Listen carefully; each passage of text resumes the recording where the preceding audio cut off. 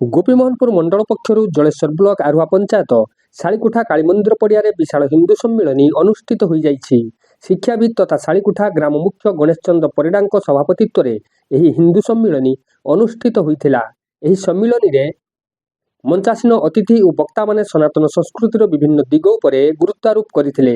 ବିଶେଷ କରି ସାମାଜିକ ସମରତା, ସୁଦୃଢ଼ ହିନ୍ଦୁ ପରିବାର ବ୍ୟବସ୍ଥା, ପର୍ଯ୍ୟାବରଣ ସୁରକ୍ଷା ଏବଂ ନାଗରିକ କର୍ତ୍ତବ୍ୟ ସମ୍ପର୍କରେ ବକ୍ତାମାନେ ନିଜର ବହୁମୂଲ୍ୟ ମତ ବ୍ୟକ୍ତ କରିଥିଲେ। ଏଥିସହିତ ନିଜର ସ୍ୱଭାଷା, ସ୍ୱଭୂଷା ଏବଂ ସ୍ୱସଂସ୍କୃତିର ମହାନତାକୁ ବଜାୟ ରଖିବା ପାଇଁ ସମାଜକୁ ଆହ୍ୱାନ ଦେଇଥିଲେ।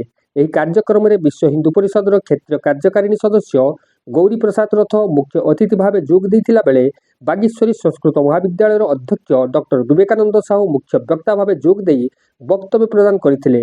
ବାଲେଶ୍ୱର ଜିଲ୍ଲାର ରାଷ୍ଟ୍ରୀୟ ସ୍ୱୟଂସେବକ ସଂଘର ଜିଲ୍ଲା ଚାଳକ ଶୁଭ୍ରାଂଶୁ ଶେଖର ଦାସ ମହାପାତ୍ର ସମ୍ମାନିତ ଅତିଥି ଭାବେ ଯୋଗ ଦେଇ ବକ୍ତବ୍ୟ ରଖିଥିଲେ।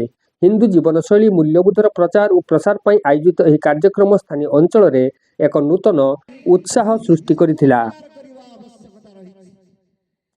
ପୁରୀ ଗୋବର୍ଦ୍ଧନ ପୀଠ ଆଦିତ୍ୟ ବାହିନୀର ରାଜ୍ୟ ମହାସଚିବ କୁମାର ସତ୍ୟଜିତ ବେଦ ମଞ୍ଚ ଆହ୍ୱାନ ସହ ଅତିଥି ପରିଚୟ ପ୍ରଦାନ କରିଥିଲା ବେଳେ ଗୋପୀମୋହନପୁର ମଣ୍ଡଳ ପ୍ରମୁଖ ଆଇନଜୀବୀ ନିଗମାନନ୍ଦ ପାତ୍ର ଶେଷରେ ଧନ୍ୟବାଦ ଅର୍ପଣ କରିଥିଲେ।